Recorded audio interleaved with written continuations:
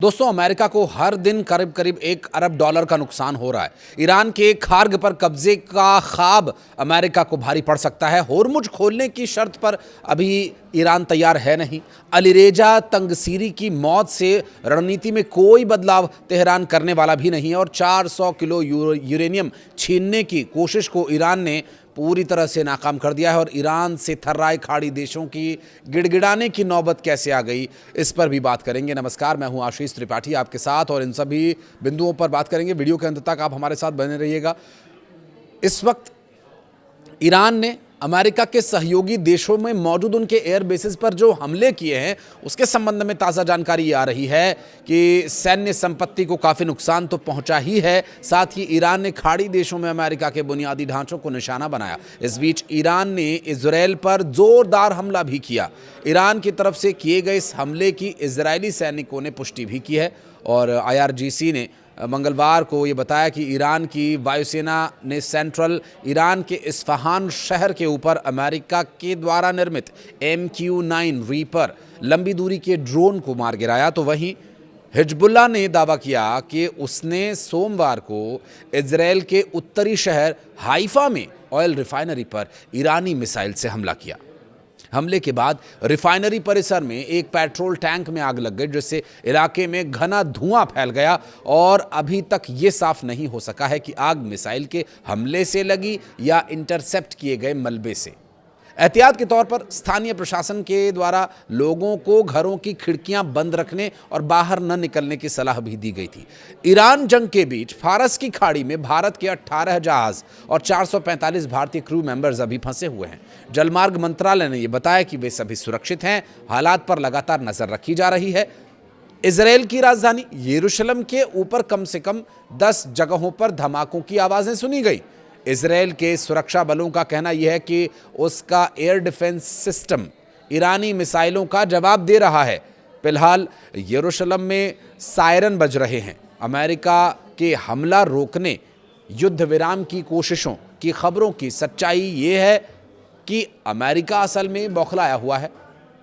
Iran में सोमवार को महान एयरलाइंस का एक प्लेन अमेरिकी हमले में क्षतिग्रस्त हो गया। ये इस बात का गवाह है, क्योंकि ये विमान मशहद एयरपोर्ट पर खड़ा था और नई दिल्ली यानी भारत आने वाला था। इसका मकसद था भारत से दवाइयों और दूसरी आवश्यक राहत सामग्री को लेकर के ईरान जाना, जो कि भारत लगातार मदद कर रहा है।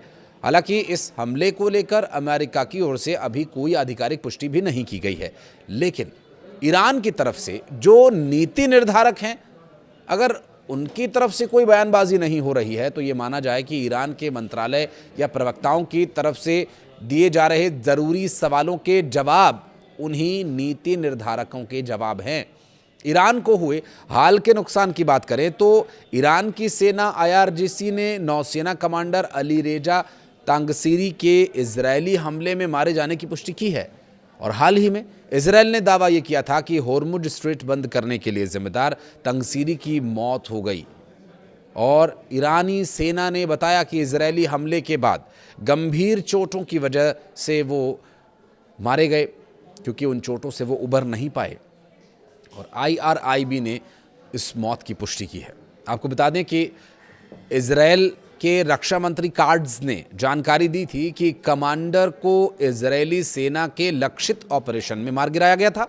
और बता दें कि अलीरेजा तंगसीरी RGC के नौसेना प्रमुख थे और इस साल 2018 से ही वो इस पद पर तैनात किए गए थे।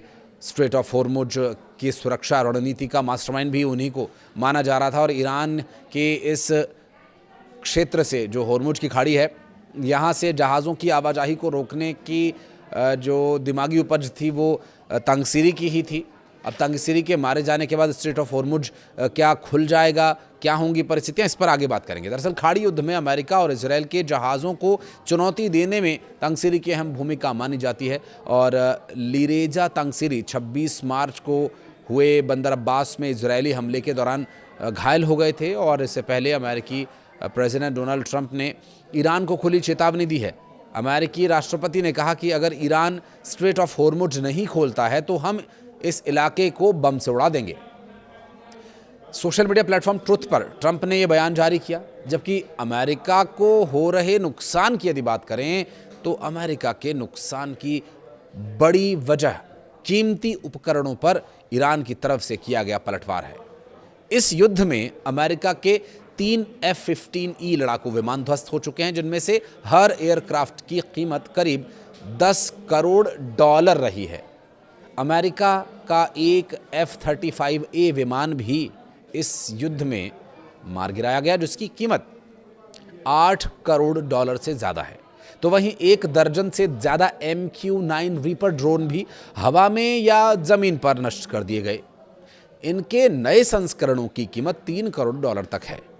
इस युद्ध में अमेरिका के महत्वपूर्ण रडार और मिसाइल रक्षा प्रणालियों को भी पूरे क्षेत्र में हुए हमलों में नुकसान पहुंचा है।